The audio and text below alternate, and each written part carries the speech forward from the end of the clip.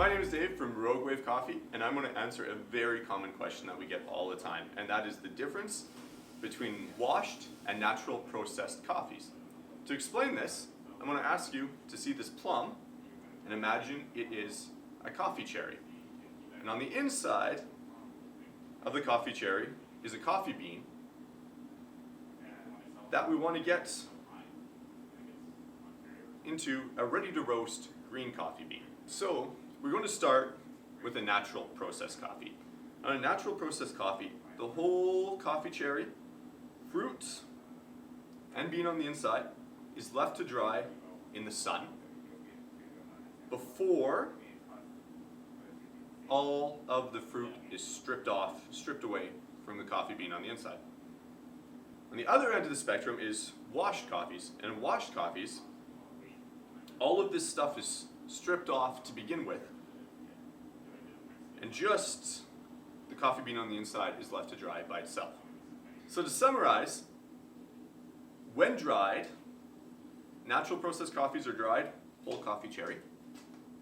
Washed coffees dried, just the interior coffee bean.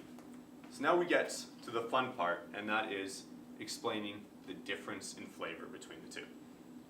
On a natural processed coffee, during this drying phase, more of the natural sugars from the coffee cherry work their way into the bean. This means, in general, a sweeter, fruitier cup of coffee. You are essentially going to be tasting more of the characteristics from the coffee cherry. On the other side, on a washed coffee, more of the characteristics of the coffee bean itself are going to be in the cup. So think less natural characteristics of coffee cherry, more coffee bean.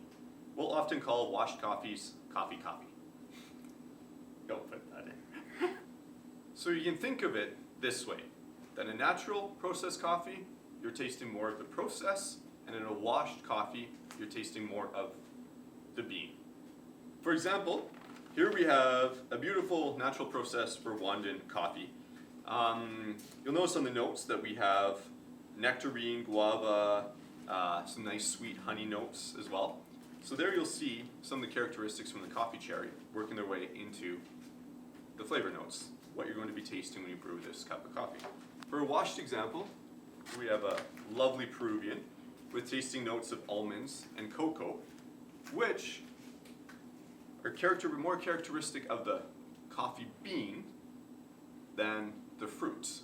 So think like low chocolate undertones, nutty almonds working their way through, more characteristic of the coffee bean itself. So at Rogue Wave, we love both natural and washed processed coffees. We don't really have a favorite, we can say that. In general though, we do love interesting coffees. Coffees that will highlight the origin or region where they are grown in. So for example, when we get a natural processed coffee from Rwanda, we want it to highlight kind of the best attributes of that growing region. Right? When we get something from Peru or Guatemala, we really want to highlight the natural kind of nutty notes, chocolate notes that people come to know to expect from that region. We hope this quick video was informative. Down the road, we hope to bring you other videos highlighting other processing methods, but these two are the most common.